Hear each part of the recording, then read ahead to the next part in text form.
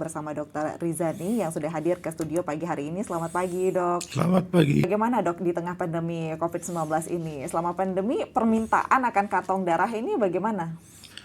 Kalau dilihat dari permintaan memang tidak ada pergeseran ya. Sekitar 30 kantong lah rata-rata.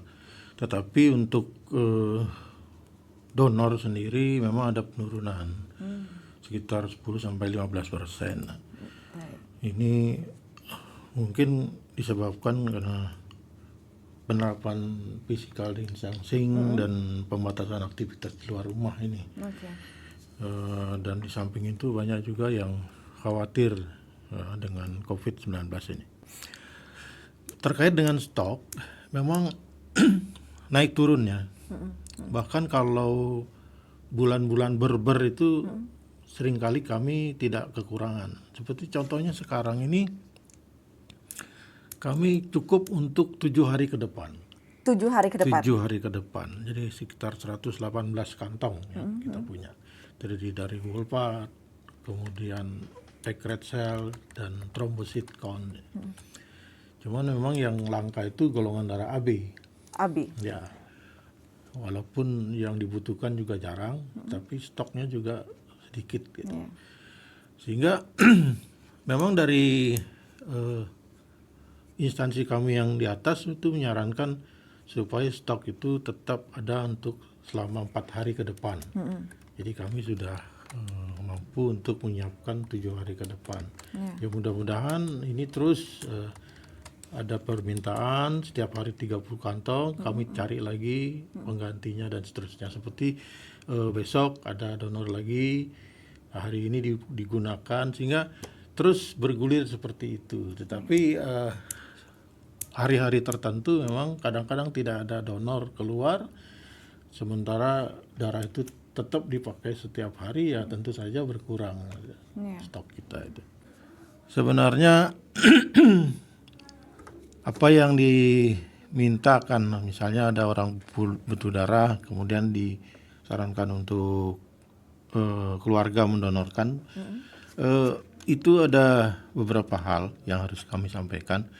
Pertama, kalau darah itu memang stoknya kosong, kalau kita katakan kosong sih enggak juga, karena di dalam darah itu kan ada di dalam tubuh manusia. Jadi sebenarnya untuk donor di kantor itu adalah untuk memenuhi stok darah yang ada. Karena kalau kami mensiasatinya memang ada yang namanya stok emergensi. Kalau itu dibutuhkan memang emergensi, kami tidak boleh mengatakan tidak ada. Ya.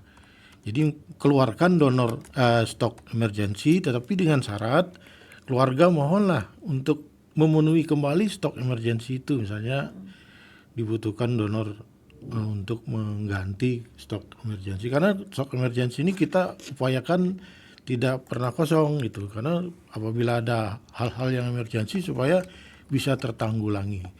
Cuman persoalannya sering kali keluarga tidak ada. Ya.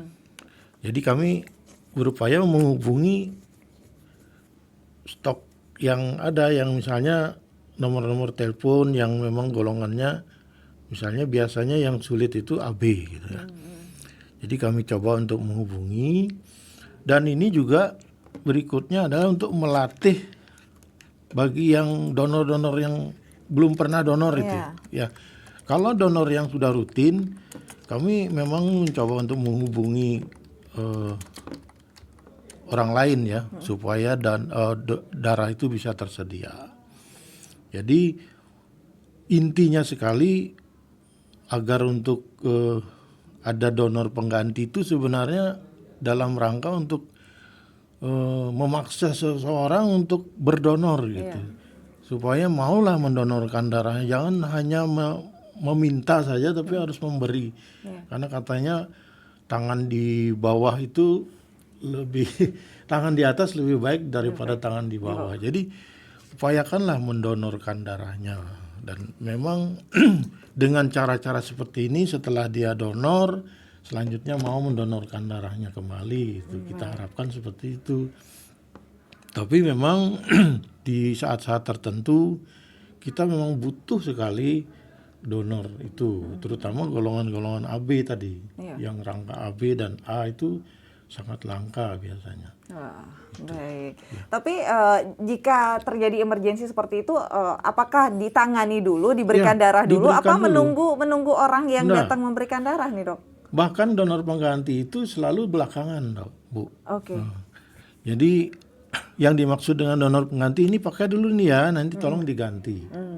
Bisa 2 hari, 3 hari, bahkan tidak datang. Ada yang tidak diganti juga. Nah ini menyulitkan stok juga ya.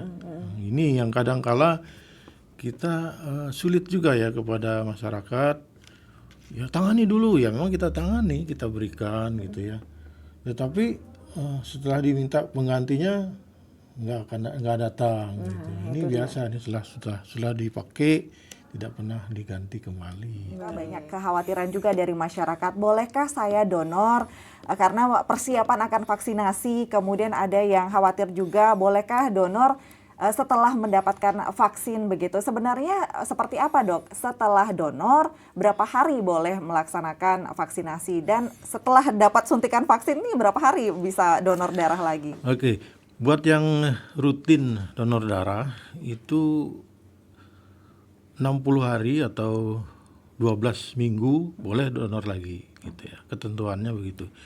Kemudian yang sudah divaksin, baik vaksin pertama maupun vaksin kedua coronavirus ini, itu sudah ditentukan oleh pemerintah dan PMI pusat bahwa boleh mendonorkan darahnya setelah 14 hari. Bahkan yang sudah pernah maupun suspek, probable atau konfirmasi COVID-19 itu setelah sembuh, dinyatakan sembuh, 3 bulan berikutnya boleh mendonorkan darah. Baik. Ya. 3 bulan berikutnya sudah boleh mendonorkan darahnya. Nah, ini sudah ditekankan lagi 14 hari aman begitu ya, Dok ya. Betul. 14 hari setelah vaksin itu vaksin pertama atau kedua katanya? Dua-duanya. Ya, ada yang vaksin pertama pada usia lanjut misalnya kan nunggu 28 hari. Jadi vaksin pertama setelah 14 hari boleh donor. Baik. Ya. Kemudian vaksin kedua juga begitu, setelah 14 hari boleh. Baik, ini kan jaraknya misalnya 14 hari, 15 hari lah, Dok ya. Misalnya 15 hari, kita setelah vaksin pertama donor setelah 15 hari. Nah kemudian menuju ke vaksin kedua harusnya itu kan 28 hari, Dok. Nah kan lebih nih, berarti dimundurkan lagi vaksin keduanya. Kalau bisa sebelum tanggal 28 hari itu donor dulu, baru vaksin gitu. Oke. Iya. Artinya 14 hari itu Minimalnya 14 hari. Kurang dari 14 hari jangan dulu. Tapi setelah donor darah, selanjutnya boleh vaksin kembali? Boleh. Itu apa jaraknya 14 hari juga atau ada jeda waktu khusus? Jadi setelah vaksin 14 hari kemudian baru donor gitu. Iya, tapi setelah donornya nih, Dok? Iya. Setelah donornya berapa hari boleh vaksin? Boleh. Langsung? Misalnya hari ini donor darah, besok vaksin boleh.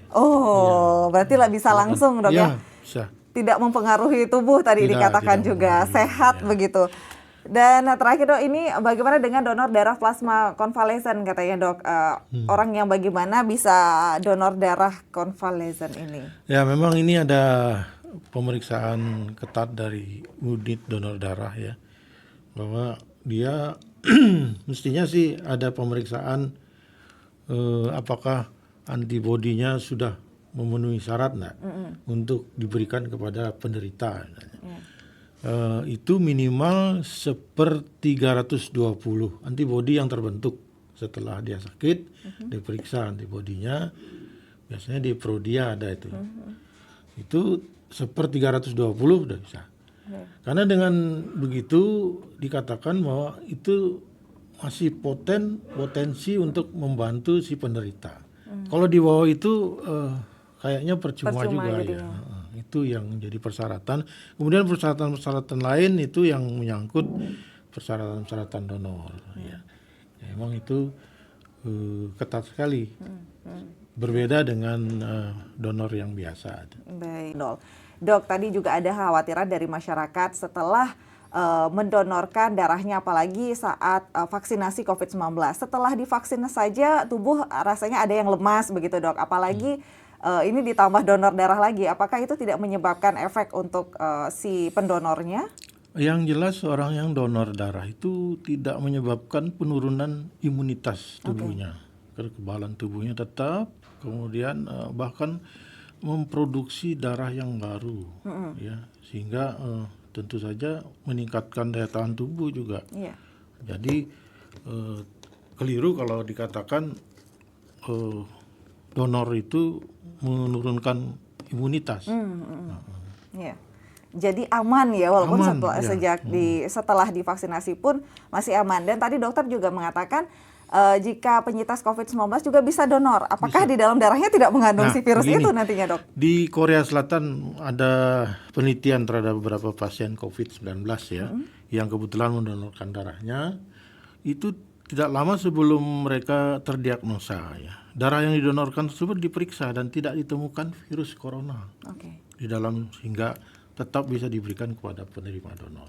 Jadi yang menderita COVID-19 diteliti, diambil darahnya, kemudian diperiksa apakah ada virus corona di dalamnya. Ternyata tidak ada. Ada sedikit saja yang tidak bermakna untuk menginfeksi seseorang. Berarti aman begitu dok ya? Ya. Walaupun sudah pernah terjangkit COVID-19. Baik dok, bila mendonorkan darah, apakah itu dapat mempengaruhi kinerja vaksin atau antibodi? Tidak sama sekali. Karena yang diambil darah itu tidak mempengaruhi antibodi yang akan terbentuk. Gitu. Karena dengan hitungan jam, darah itu akan terbentuk kembali oleh sumsum tulang belakang. Sehingga tidak akan mempengaruhi kinerja vaksinnya sendiri gitu. Tidak ada pengaruhnya, dan kalaupun habis donor darah, imunitas tubuh juga tidak terganggu begitu dok ya? Donor darah di masa pandemi ini jangan dikhawatirkan ya. Tidak ada alasan untuk tidak mendonorkan darah gitu. Jadi sudah kita upayakan sedemikian rupa bahwa donor darah di masa pandemi COVID ini aman ya untuk seluruh masyarakat. Itu saja.